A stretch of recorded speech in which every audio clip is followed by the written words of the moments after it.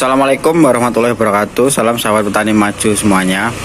Dalam video kali ini saya akan membahas mengenai bagaimana cara mempercepat pertumbuhan tanaman, di mana tanaman tersebut habis terkena penyakit.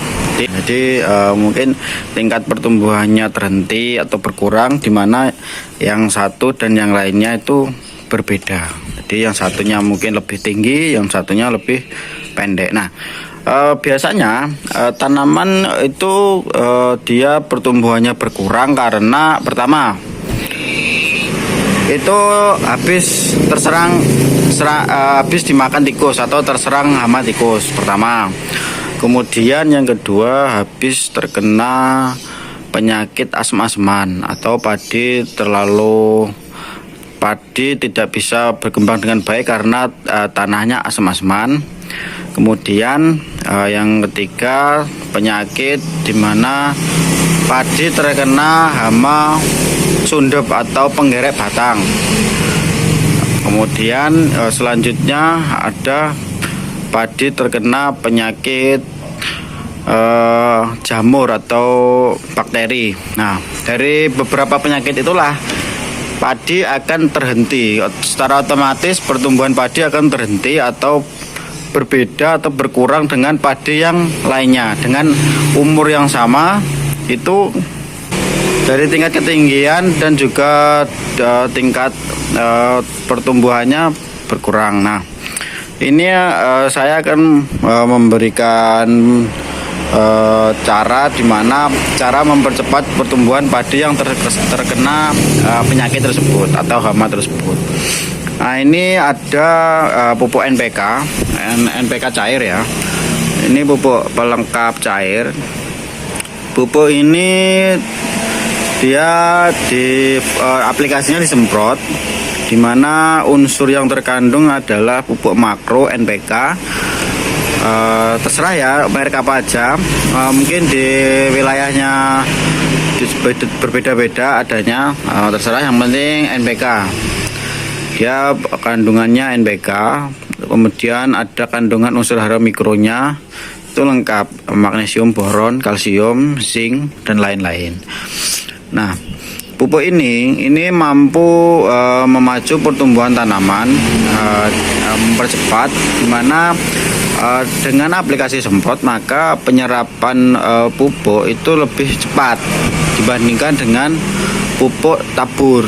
Jadi apabila kita menggunakan pupuk tabur itu reaksinya itu lama, sekitar 4 hari sampai 7 hari itu baru bereaksi, padi mulai hijau. Tetapi apabila aplikasinya disemprot itu maka daun itu akan langsung mengolah makanan atau berfotosintesis ketika matahari bersinar.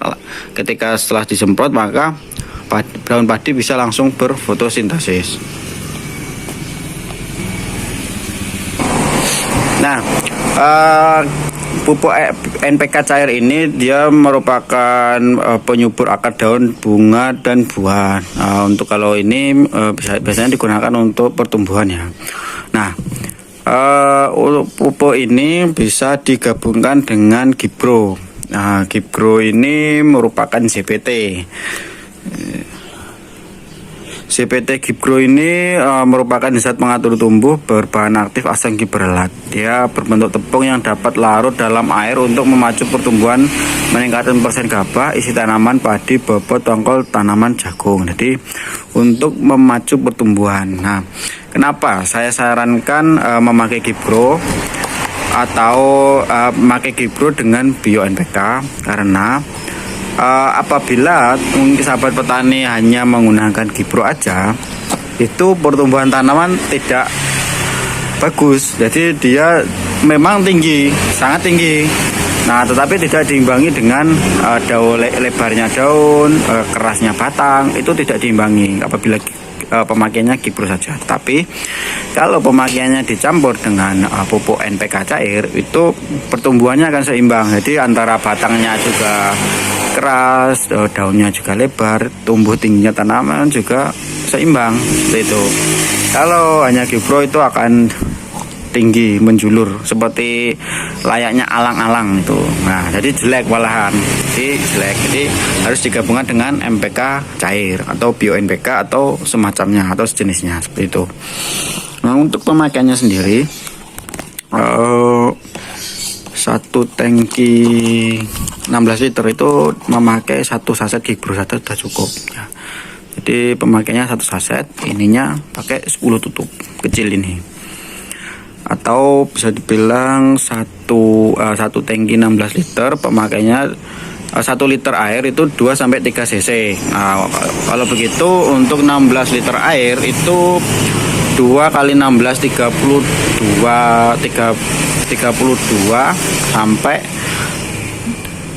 32 sampai 48 cc. Nah, untuk takarannya ini hanya 5 cc, jadi membutuhkan 8 sampai 10 tutup per tangki.